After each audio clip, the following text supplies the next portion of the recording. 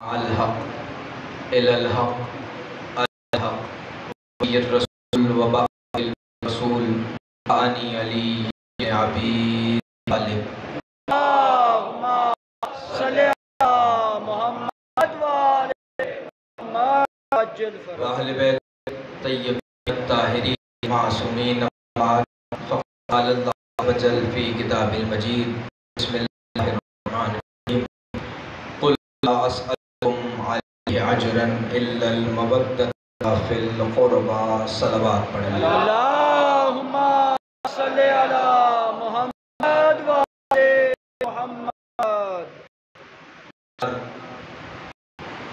محرم الحرام 3 محرم الحرام کی مجلس اعزا کل 4 محرم الحرام ہوگی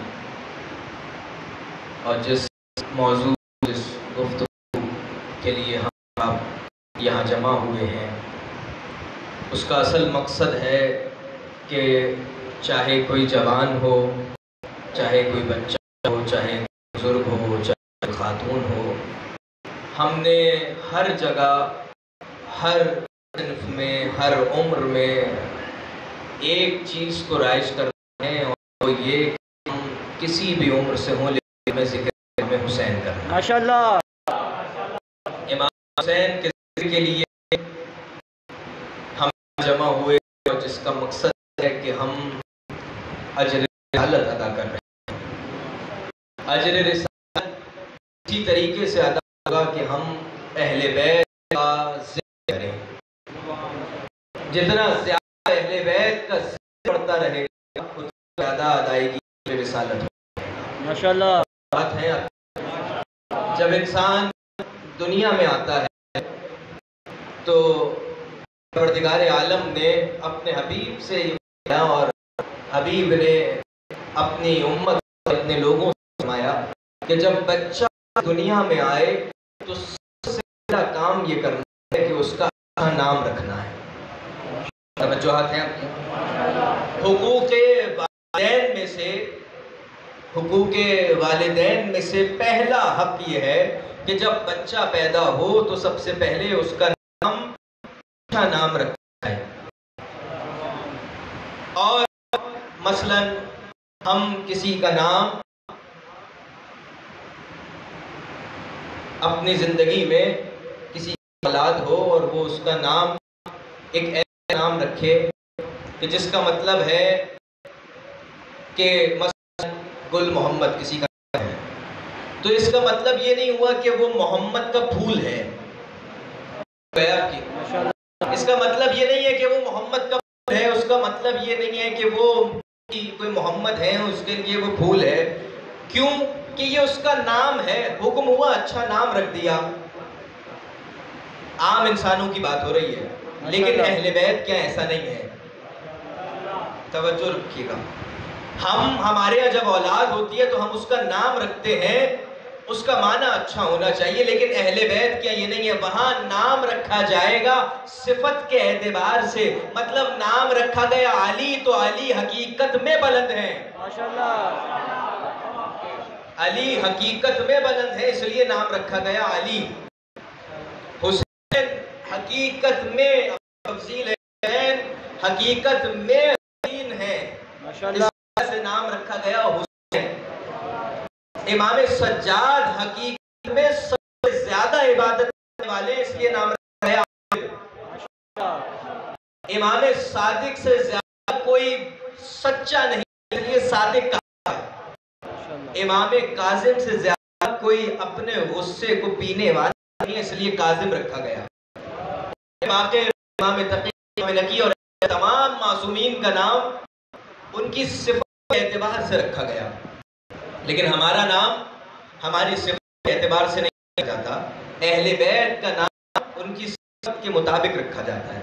اور اس سے اگر اس میں بڑھیں تو جب اہل بیت کیا ولادت ہوتی ہے، اہل بیت کیا کوئی دنیا میں آتا ہے، جب امام حسن مجتبی علیہ اللہم صلی علی محمد وآل محمد امام حسن اس دنیا میں آئے اور جب آغوش بی بی میں تھے، آغوش میں تھے، تو اس آغوش میں آنے کے بعد جب المومن بی بی کے سامنے آئے تو بی بی کہے کہ علی اس کا نام رکھیے گا. توجہ رکھ رہے ہیں؟ علی بچے کا نام رکھیں تو علی نے کہا آپ نے اس کا نام کیوں نہ رکھا؟ آپ کا بھی فرزند میرا بھی فرزند, آپ نے اس کا نام کیوں نہیں رکھا؟ کہا کہ میں نہیں چاہتی کہ آپ سے پہلے رکھنے میں پہل جو ہے, میں پہل نہیں کرنا چاہتی, میں پہلے نام رکھنا چاہتی, آپ بڑے ہیں آپ نے نام رکھا ہے. تو علی نے مجھ سے بڑے رسول اللہ میں تو نام نہیں دوں گا, نام رکھیں گے رسول خدا. اب رسول خدا خبر ہوئی کہ آپ کے یہاں نواسے کی پیدائش ہوئی ہے, چلے جناب فاطمہ کے دروازے پر آئے. آنے کے بعد جب امام حسن کو اپنی آغوش میں لیا تو لینے کے بعد جب کہ آپ نے اس کا نام رکھا ہے, پوچھا لوگوں نے کیوں رکھا؟ کہا پہل نہیں کی, کہا تو مجھ سے بڑا خدا ہے, اس کا نام خدا رکھا. نام رکھنے میں احترام ادب, کیا یہ بڑا ہے تو کس طریقے سے یہ بڑا ہے, اور پروردگار عالم نے جبرائیل کو بھیجا کہ اس بچے کا نام حسن رکھا ہے.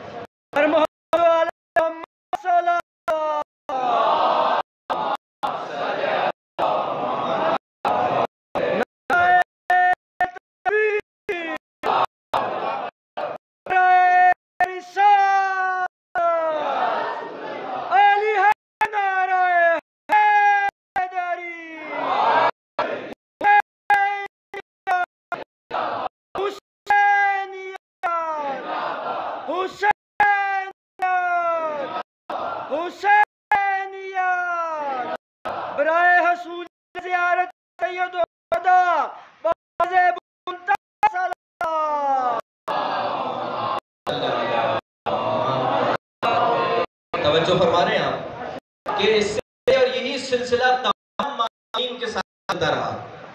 صرف یہ سلسلہ رکا, تمام معصومین کے ساتھ یہ سلسلہ چلتا رہا. جب ان کی ولادت ہوتی تو نام پروردگار عالم خود رکھتا ہے, نام پروردگار عالم نے ان کا خود رکھنا ہے. توجہ رکھیے گا کہ جب نام رکھا گیا, ان کا نام اس طریقے سے گیا, ایک وقت آیا ہماری یزید میں پہنچنے کے بعد جب اس کے پاس وہ ساری تحریر گئی اور اس نے اس کو پڑھا یزید ملک نے, توجہ ہے آپ کی ماشاءاللہ, تو نام پڑھنے کے بعد اس نے نام دیکھا, کہہ رہا ہے یہ ابن حسین کون ہے, حسین کا بیٹا کون ہے؟ تو امام سجاد کی طرف اشارہ, یہ امام کے بیٹے ہیں, کہ اس کا نام علی ہے. کہاں نام علی ہے؟ میرے پاس وہ لسٹ بھی موجود ہے, وہ چیز موجود ہے, وہاں کربلا میں شہید ہوئے ہیں, ان میں کسی کا نام علی اکبر تھا, کسی کا نام اصغر تھا, تم کہتے وہ بھی حسین کے بیٹے ہیں, یہ بھی حسین کا بیٹا ہے. تو امام سجاد فرمانے کے میرے بیٹا کہتے ہیں کہ اگر 100 ہوں گے تو 100 نام نہیں رکھا. اگر حسین کے 100 بیٹے ہوں, حسین کا نام رکھیں گے. کیوں؟ اس کو نام ہے کہ رسول اللہ, یہ وہ نام ہے اللہ کو پسند, یہ وہ نام ہے کہ جس کے ذریعے سے مشکل حل ہوتی ہے. علی علیہ السلام کا نام خود نام کو تاثیر ہے جس کے ذریعے سے پروردگار مشکلات کرتا ہے. یہ امام کے نام انسان پیدا ہوا تو پیدا ہونے کے بعد اچھے ناموں سے ایک چیز ہے کہ اس کا اچھا نام رکھا جائے, اور کیا بہتر ہے کہ وہ نام اہل بیت کے نام پر رکھا جائے. معصومین کیونکہ خواہش امام حسین یہ ہے نا کہ ہم اپنی اولاد کا نام اہل بیت کے ناموں پر رکھیں گے. کیوں کہ جب کوئی یہ نام سنے گا, سننے کے بعد ان کا کہنے کی ضرور سوچے گا یہ نام ہے علی, تو کون ہے علی کی اصلاح ہوگی. اصل مقصد یہ تھا کہ امام حسین کا جو حسینیہ میں لکھا جائے جعفر شستری نے, ایک مقصد تھا امام حسین کا یہ نام رکھنے کا کہ بڑے علی گا تو نبی کو تقویت ملے گی. نبی کو تقویت ملے گا، اس لیے نبی کا نام ہوگا کیونکہ علی کا نام ہوگا، جتنا علی کا نام ہوتا چلا جائے گا، کیونکہ یہ وہ شخصیت ہے کہ جس کی ولادت کے سبب مومنین کو اس دنیا میں بھیجا گیا، ماشاءاللہ، مسائل کے سبب، عبادت کے سبب اور اس کی ولادت کے سبب۔ ایسا نہیں کہ انسان دنیا میں رہے گا اور اسی دنیا میں چلا جائے گا، ولایت سے کوئی اس کا راستہ نہیں پڑنا۔ میں پہلی مجلس میں اس بات سے گزرا تھا کہ امام نے فرمایا کہ ہمارا ذکر وَاذْكُرُوا مَوْتَكُمْ، موت کے بعد تم نے ذکر کرنا ہے۔ کیا ذکر کرنا ہے اور کس طریقے سے ذکر کیا جائے گا کہ جب امام معصوم نے پوچھا کہ امام آپ کہہ رہے ہیں کل نفس ذائقۃ الموت، ہر نفس نے موت کا ذائقہ چکھنا ہے، توجہ رکھیے، کل نفس ذائقۃ الموت، ہر نفس نے، ہر انسان نے، ہر نفس نے موت کا ذائقہ چکھنا ہے۔ تو امام یہ ذائقے سے کیا مراد ہے؟ ماشاءاللہ، ہر نفس نے موت کا ذائقہ چکھنا ہے، ذائقے سے کیا مراد ہے؟ امام فرمانے لگے دو طرح کے ذائقے ہیں کہ جو کسی انسان پر آئیں گے تو ایک طرح کے آئیں گے، ذائقے دو طرح کے ہیں۔ مولا کون سا ذائقہ ہے؟ فرمانے لگے ایک ذائقہ ہے میٹھا ذائقہ، شیریں ذائقہ، ماشاءاللہ۔ انسان موت آئے گی تو اس کے لیے ایک ذائقہ میٹھا ہے جو شیریں ہے، اور دوسرا ذائقہ ہے جو تلخ ہے۔ مولا یہ ذائقہ میٹھا کے لیے ہے کہ جسے موت آئے اسے پتہ نہ چلے کہ میں اس دنیا میں تک پہنچ گیا ہوں، دنیا سے چلے تاکہ یہ ذائقہ اس کو نصیب ہوگا جو زندگی میں انجام دے، جو اپنی زندگی میں انجام دے گا، یہ ذائقہ اس کے لیے ہے۔ پھر مولا فرماتے ہیں یہ ذائقہ اس کے لیے ہے جو اہل بیت کرنے والا ہے، اس کے لیے بات سوال ہو۔ دوسرا ذائقہ تین کے لیے ہے، توجہ، تین کے لیے ہے۔ پہلا مشرک کے لیے ہے کہ جو مرے گا تو اس کی موت اس کے لیے سخت ہے، مشکل ہے۔ دوسرا کافر کے لیے ہے، تیسرا منافق کے لیے۔ یہ کون ہے؟ مانے لگے جو لا الہ الا اللہ کا منکر ہے اسے مشرک کہتے ہیں، محمد رسول اللہ کا منکر ہے اسے کافر کہتے ہیں، اور جو یون ولی اللہ کا منکر ہے اسے منافق کہتے ہیں۔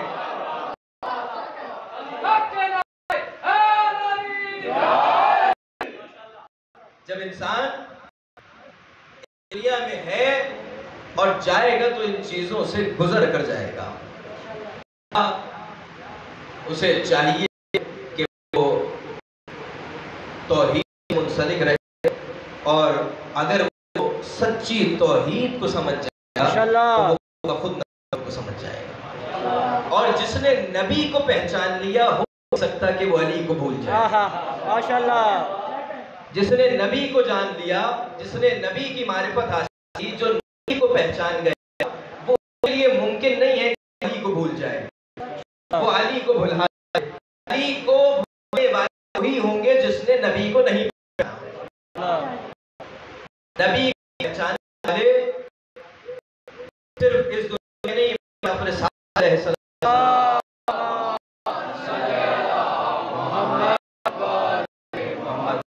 میں اس روایت ہم لکھا، اور وسائل الشیعہ میں اس روایت ہمارے پاس پہنچی ہے، دو کتاب موجود ہے کہ جب انسان مرتا ہے روز اس کی قبر میں کچھ نور آتے ہیں،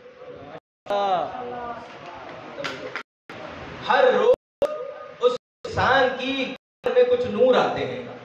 ایک انسان مرا قبر میں پہنچا، سب سے پہلے دائیں جانب سے ایک نور آ رہا ماشاءاللہ، اور اسی جانب سے ایک عذاب بھی ہے۔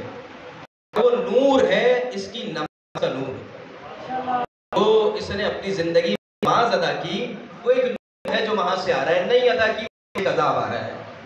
پھر اس کے بعد جانب سے نور آ رہا ہے، اسی جانب سے ایک عذاب ہے۔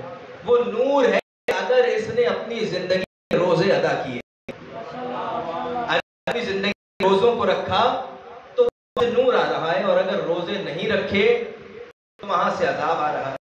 اور اس کے جانب سے پائن کی جانب سے ایک نور جو آ رہا ہے، اسی جانب سے عذاب بھی آ رہا ہے. وہ نور ہے جو اس نے اپنی زندگی میں صدقات، زکوٰۃ، اس طرح کے اعمال انجام دیے تو اس کی قبر میں نور ہے، اور نہیں دیے تو ایک عذاب ہے.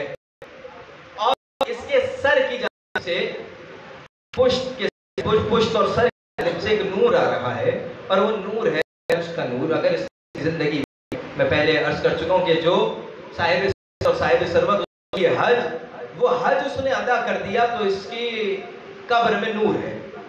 یہ کتنے نور اس کی قبر میں آئے ہیں. یہ نور جب قبر میں آتے تھے، پہلا نماز کا نور، جب اس نے دیکھا روزے کا نور آ رہا ہے، روزے کے نور سے سوال کیا تم کس چیز کا نور ہو؟ میں روزے کا نور ہوں. پھر پہلے نے دوسرے نے تیسرے، اس طریقے سے سوال کر رہے ہیں. کیوں؟ سمجھنے کے لیے، ہم سے کے لیے ایک نور مثلا کی ایک کیفیت ہے، ہے، اور اس کی کہ جتنا دوسرا بلب ہوگا تو وہ اس کے مقابلے کا ہے. وہ سوال کرے گا، اس سے گھبرائے گا نہیں، اس سے پریشان نہیں ہوگا. اس سے پوچھے گا تم میرے جتنے ہو، تمہاری حیثیت، تمہاری اوقات، تمہارا سلسلہ میرے برابر کا ہے، تو اس سے کرتا آسانی سے.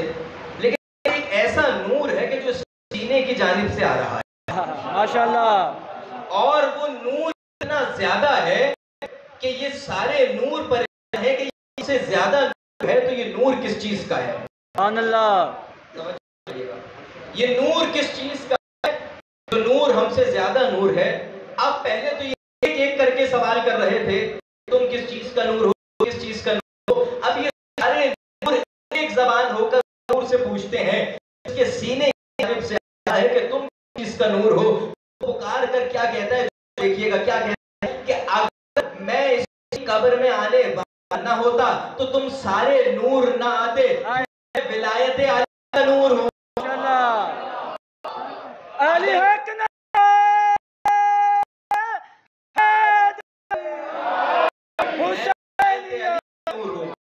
میں ولایت علی کا نور ہوں. اگر اس کی قبر میں آنے والا نہ ہوتا تو تم اس قبر میں نہ آتے. یعنی کیا مطلب؟ اگر نور کی قبر میں نہ آتا تو نماز قبول نہیں ہے جس نے ولایت کا انکار کیا، روزہ قبول نہیں ہے جس نے ولایت کا انکار کیا، قبول نہیں ہے جس نے ولایت کا انکار کیا. سارے اعمال کو ان کا نتیجہ رکھا جائے کہ ہر اعمال کی قبولیت چاہتے ہو اپنے ولایت کو بسا لو.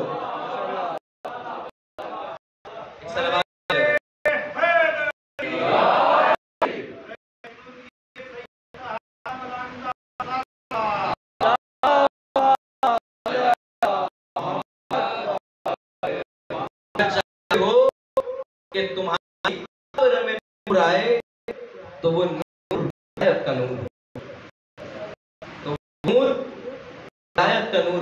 ہمارے مدرسہ کے استاد انصاریان اس چیز کو جب تو ان سے سوال کیا کہ امام فرمانے لگے کہ اگر ایمان علی پر کسی نے ان سے سوال کیا، فرمانے لگے کہ ایمان علی کو اگر ایمان ایک وجودی کیفیت نہیں ہے، اس طرح یہ ایک رومال کپڑے سے بن کر ایک کیفیت میں آ چکا ہے، تو ایمان ایک کی کیفیت نہیں ہے. لیکن اگر اس ایمان کو کسی سانچے میں، کسی وجود میں ڈھال دیا جائے اور اس کو وجود میں ڈھالنے کے بعد یعنی کیفیت میں لایا جائے، توجہ رکھیے، کسی کیفیت میں رکھا جائے، اس کیفیت میں لانے کے بعد اسے کمیت میں تبدیل کر دیا جائے. توجہ رکھیے، کیفیت میں لائیں، ایمان علی کو کسی کیفیت میں لائیں، کسی وجود میں لائیں، اور اس کیفیت میں لانے کے بعد اس سب سے کم کر جائے. توجہ ہے، کیفیت لائیں، کیفیت میں لانے کے بعد اسے سب سے کم کیا جائے اور پوری دنیا کا مکمل ایمان رسول اللہ، پوری دنیا کا مکمل ایمان ایک میں رکھا جائے. پوری دنیا کا ایمان مکمل، پوری دنیا کا ایمان مکمل ایک پلڑے میں رکھا جائے اور مولا علی ایمان کیفیت حاجت میں لا کر بالکل مختصر کر دیا جائے اور اس کو رکھا جائے تو استاد انصاریان فرماتے ہیں اس کے بعد بھی سب سے زیادہ بھاری نون وہ ایمان وہ جو ایمان عالی ہوگا، کیونکہ یہ فرمایا رسول اللہ نے یہ جو جا رہا ہے یہ کل کفر کے مقابلے کل ایمان جا رہا ہے۔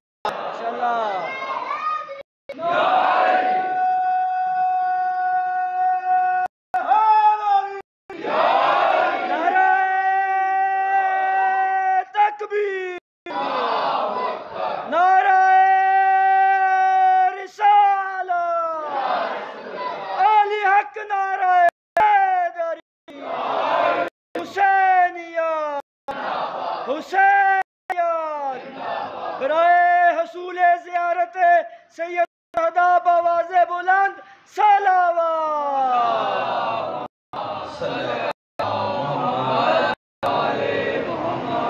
سے ایک بلندر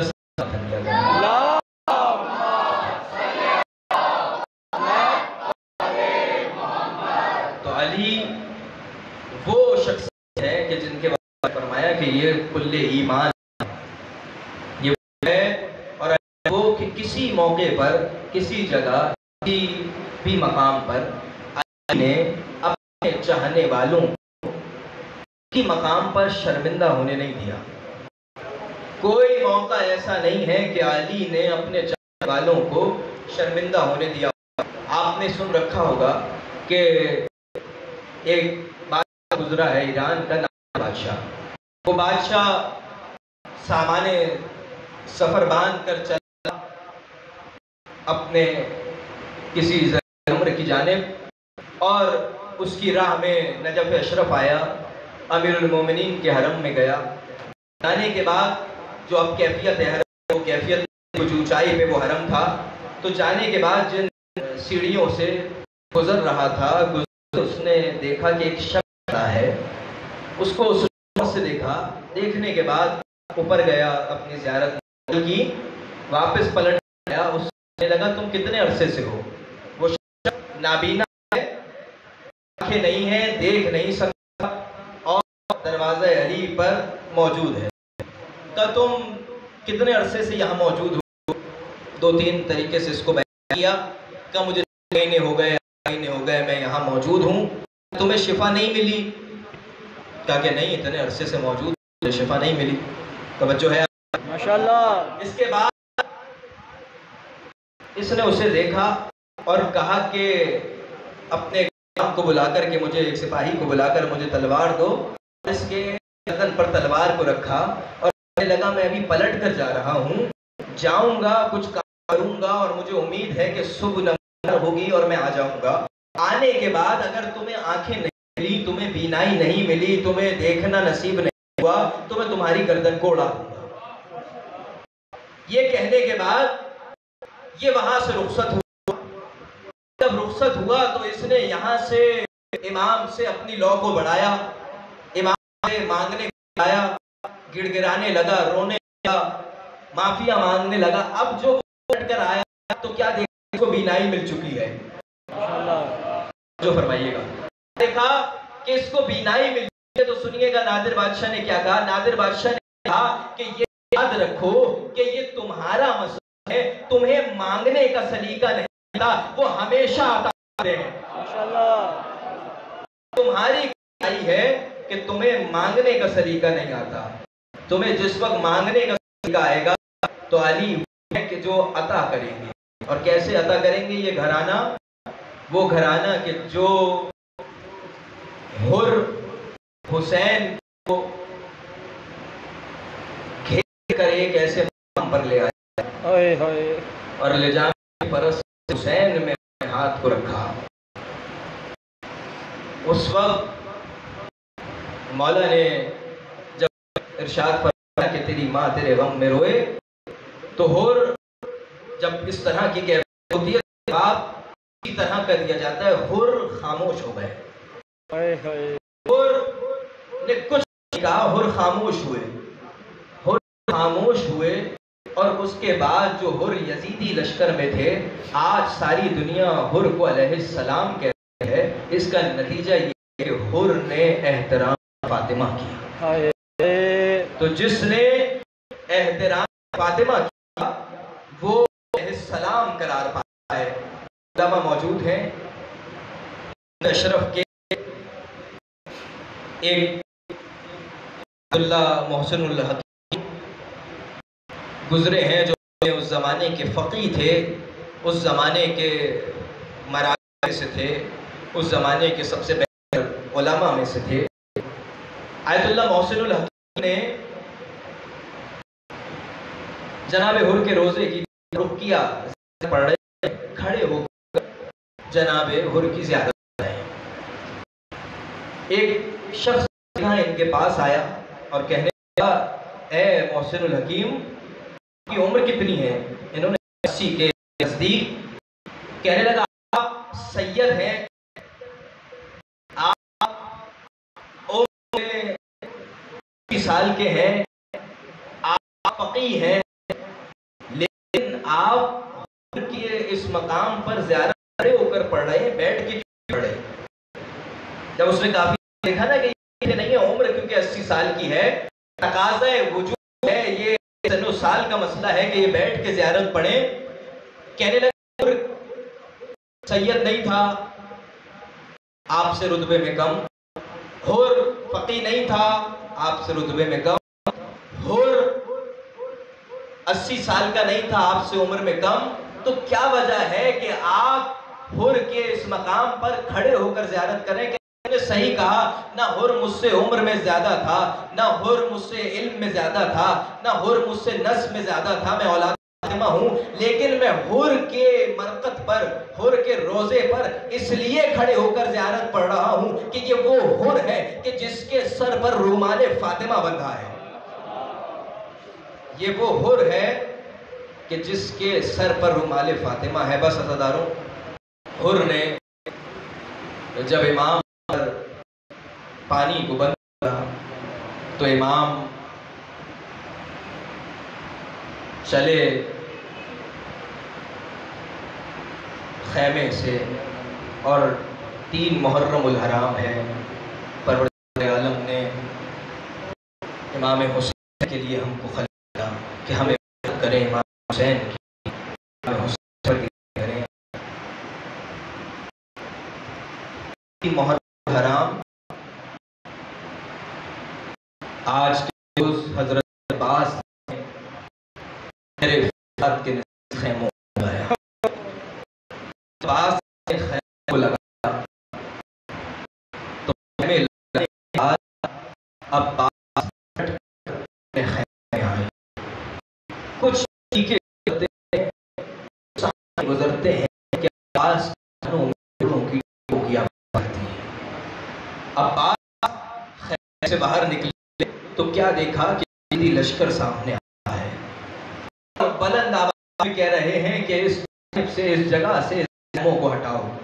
عباس کا یہ سننا تھا کہ عباس نے تلوار سے خط کھینچا اور کہنے لگے کہ ذرا اس کو پار کر کے بتاؤ، میں بتاتا ہوں تمہیں کہ علی کا بیٹا ہوں، میں بتاتا ہوں تمہیں کہ میں فاطمہ کی دعا ہوں۔ یہ سارا سلسلہ جو ہے گزر رہا ہے، امام حسین کو ہوئی یزیدی لشکر ہے، وہ چاہتا کہ ہم خیموں کو ہٹائیں، یزیدی لشکر ہے، وہ چاہتا ہے کہ ہم سے ہٹ جائیں۔ امام نے کہا جاؤ اس کو پار کرو واپس۔ تو سنیں حضرت عباس نے کیا کہا، امام سے کچھ دیر صبر کریں، میں ان سب کو ختم لے آتا ہوں، بتاتا ہوں کس بیٹا ہوں، معلوم تو علی بیٹا ہوں۔ جب یہ امام نے ایک دفعہ بھیجا، دوسری دفعہ بھیجا، حضرت عباس نے کہا علی آ رہا ہوں، تو اب امام نے یہ کہہ کے نہیں کیا کہ ہم بلا رہے ہیں، اب ایک چیز چلی ہے، آنے کے بعد عباس سے یہ کہا کہ زینب رہی ہے، تم خیمے میں آ رہے ہو یا زینب تمہیں لینے آئے، تم خیمے میں آ رہے ہو یا زینب تمہیں لینے آئے۔ عباس نے خیموں